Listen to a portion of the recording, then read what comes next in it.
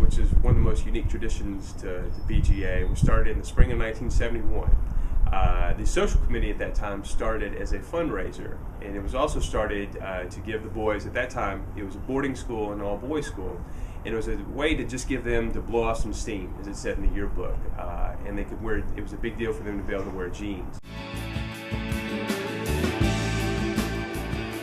I would imagine that the reason that we serve the cold grits is because, you know, the kids basically in 1971 came gritty, you know, sort of dirty clothes and things like that. That's where the grit came in, I would say.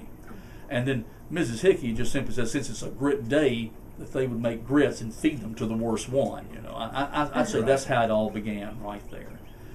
Because if you look back in the annuals in 1971, 72, the kids, when I first came here, they weren't even allowed to wear jeans to the ball games. That was not allowed. Everybody had to wear khakis to the ball games.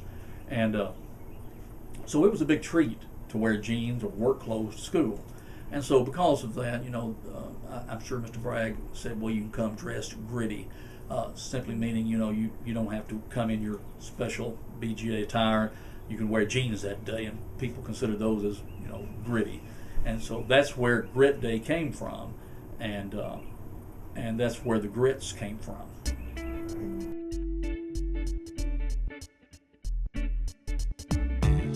And each year, on Grit Day, Mr. Bragg, the old headmaster, would feed everybody out of this bowl, this bedpan right here.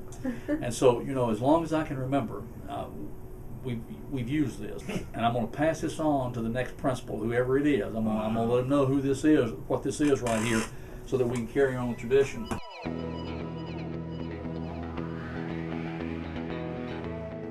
For me, I graduated in 1990, so I was here in the late 1980s, and for me, Grit Day was always springtime. That's what it meant. That was the first, to us as students, that was the first day of spring.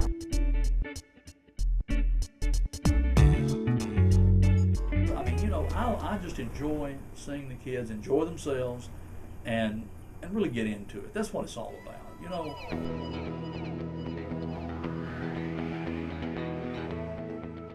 Well, to me, I think the students today are much more creative and put a lot more thought into their costumes.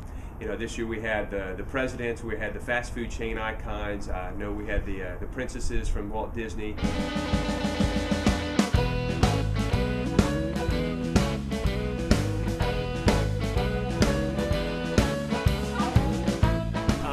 The thing I have liked most about Grit Day since I've been here are the videos that Ms. Handelsman has done. It's allowed me to see a different side of Mr. McElroy that I've seen over the years. He's a fine actor, and I genuinely mean that. I've been in several scenes with him, but I think the classic was his Harry Potter. I think he makes an exceptional Harry Potter, and I think if they were to extend the series and do more novels, it's quite likely he would actually play the older Harry Potter before he dies. I love that part of Grit Day, the videos, especially Mr. McElroy's role in those.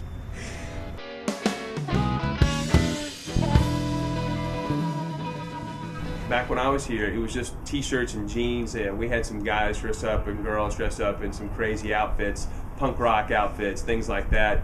I recall my senior year, one of my good friends dressed up as a punk rocker, and when he was being served the grits, Mr. Bragg, who was the headmaster at the time, came to give him the grits, and Travis laid a big kiss on his cheek. He was wearing lipstick at the time and laid a big kiss on his cheek, and we all thought that was quite funny.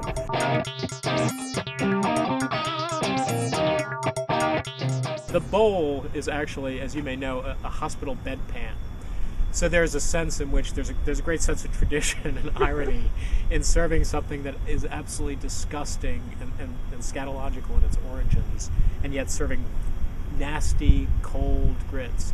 And I love the expression on people's faces just before the first taste of the grits, the way that their mouths contort in pain before they actually taste the grits. With some it's anticipation, most it's just fear.